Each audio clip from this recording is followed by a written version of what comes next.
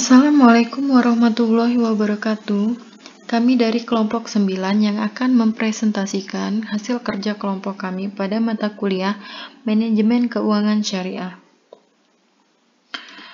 Yang beranggotakan 3 orang, ada saya sendiri Mary Novitasari dan teman saya Siti Urfa dan juga Kade Ayu Laksmi Puspitasari.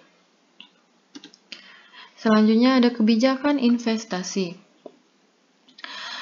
yang akan dijelaskan oleh saya sendiri. Pengertian dan kriteria investasi syariah. Pengertian investasi syariah adalah suatu penanaman modal yang dilakukan masyarakat dengan tujuan untuk mendapatkan keuntungan sesuai dengan prinsip-prinsip Islam dan hukum Islam. Kriteria investasi syariah. Kriteria investasi syariah harus memenuhi aspek sebagai berikut. Pertama, ada kegiatan bisnis utama tidak bertentangan dengan syariah atau hukum Islam.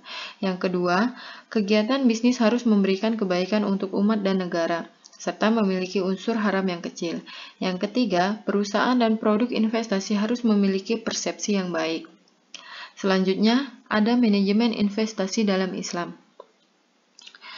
Manajemen investasi dalam Islam dapat dikatakan suatu kegiatan atau seni mengelola modal atau sumber-sumber penghidupan ekonomi maupun sumber daya secara profesional untuk masa depan, baik di dunia maupun di akhirat, sesuai dengan syariat dan prinsip-prinsip yang telah diajarkan oleh Islam. Selanjutnya, investasi. Pengertian investasi. Investasi merupakan penanaman dana ke dalam suatu aset dengan harapan memperoleh pendapatan di masa yang akan datang.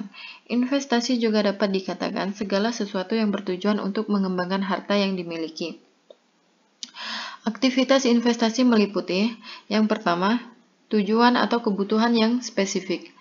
Terukur jumlah dana yang dibutuhkan, selanjutnya ada jelas angka waktunya. Yang keempat ada alternatif instrumen investasi. Selanjutnya yang terakhir ada strategi untuk mencapai tujuan investasi tersebut. Selanjutnya tentang investasi syariah. Prinsip-prinsip dalam investasi syariah. Yang pertama ada prinsip tauhidi atau unity. Kedua prinsip halal. Ketiga prinsip maslahah. Keempat prinsip ibaha atau boleh. Kelima, prinsip kebebasan bertransaksi. Keenam, prinsip kerjasama. Ketujuh, prinsip membayar zakat. Kedelapan, prinsip keadilan. Kesembilan, prinsip amanah. Kesepuluh, prinsip komitmen terhadap akhlakul karimah. Yang terakhir, prinsip terhindar dari jual beli dan investasi yang dilarang. Selanjutnya akan dijelaskan oleh teman saya, Kade. Selanjutnya ada bentuk-bentuk investasi syariah. Yang pertama ada deposito syariah.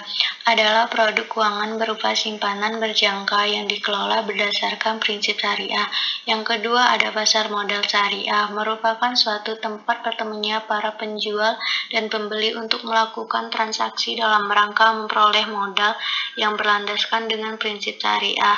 Yang ketiga ada obligasi syariah. Adalah surat berharga jangka panjang yang berprinsip syariah dan dikeluarkan emiten kepada pemegang surat obligasi berbentuk bagi hasil dan pembayaran dana obligasi pada jatuh tempo tertentu. Yang keempat ada reksadana syariah. Reksadana syariah adalah wadah untuk mengumpulkan dana masyarakat yang dikelola oleh manajer investasi untuk kemudian diinvestasikan ke dalam surat berharga seperti saham, obligasi, dan instrumen pasar uang yang disesuaikan dengan ketentuan dan prinsip syariah Islam, antara lain dengan portofolio penempatan dana di instrumen keuangan syariah seperti saham syariah dan suku. Selanjutnya ada manajemen investasi dalam Islam. Dalam perspektif Islam, investasi diidentikan dengan kegiatan ekonomi yang berbasis mudharabah, yaitu mudharabahkan dana yang dilakukan oleh pemilik modal sayyibul ma'al kepada pelaku usaha mudharib.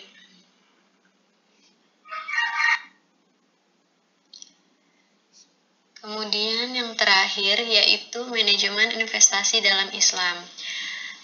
Pengertian manajemen sendiri yaitu manajemen merupakan suatu proses yang terdiri dari rangkaian kegiatan seperti perencanaan, pengorganisasian, pengarahan, dan pengawasan dari para anggota organisasi dalam menggunakan sumber daya organisasi untuk menetapkan pencapaian tujuan organisasi.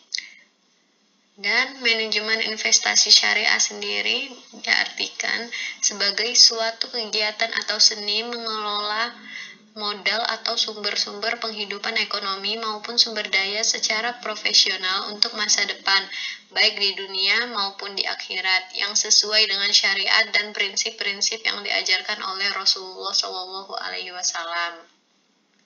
Selanjutnya, ada perspektif manajemen Islam.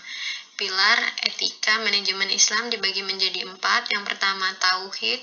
Kedua, adil. Yang ketiga, kehendak bebas. Yang keempat, pertanggungjawaban. Demikian presentasi dari kelompok 9. Jika ada salah kata kami mohon maaf. Kami akhiri wabillahi taufiq wal hidayah. Wassalamualaikum warahmatullahi wabarakatuh.